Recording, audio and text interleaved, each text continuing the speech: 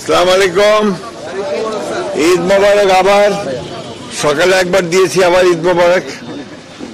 তো আমরা প্রতিবারের মতো আপনি জানেন যে ফ্যাসিস্ট আওয়ামী লীগ সরকার ক্ষমতায় আসার পর থেকে দেশনেত্রী বেগম খালেদা জিয়াকে যখন থেকে আটক করে রেখেছিল এবং যখন তিনি বাসায় ফিরেছেন হাসপাতাল থেকে, কারাগার থেকে হাসপাতাল, হাসপাতাল থেকে কারাগার, বাসায় যখন ফিরেছেন, গৃহবন্দী থেকেছেন, তখন আমরা তার সঙ্গে ঠিক সেইভাবে দেখা করতে পারিনি।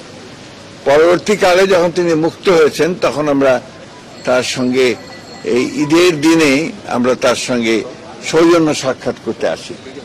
এটা আমাদের সকলের জন্য, বিশেষ করে জাতীয় স্থায়ী কমিটির আমরা যারা সদস্য আছি তাদের জন্য এটা আমাদের একটা অত্যন্ত আনন্দের মুহূর্ত, আনন্দের ক্ষণ।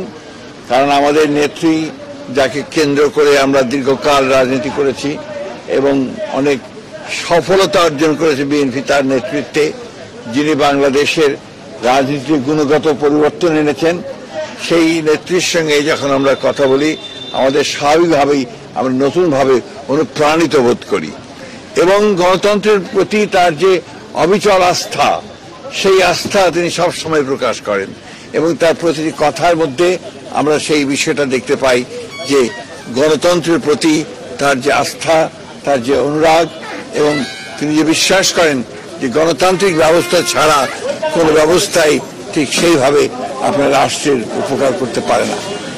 আমরা সেই নেত্রীর সঙ্গে আজকে দেখা করেছি, সবাই সন্তুষ্ট চিত্তে এখন ফিরে যাচ্ছি। আরো কয়েকজন সিনিয়র যারা আছেন তারা দেখা করবেন, তারপরে তিনি তার পরিবারের সদস্যদের সঙ্গে দেখা করবেন।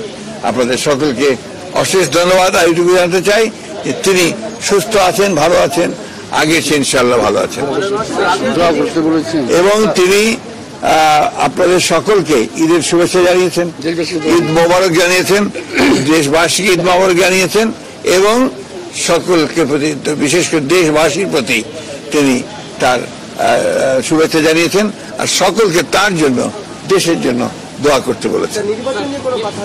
আমি যে কথা হয়েছে সেই কথাগুলো আমি আপনাদের সামনে সরাসরি বলেছি।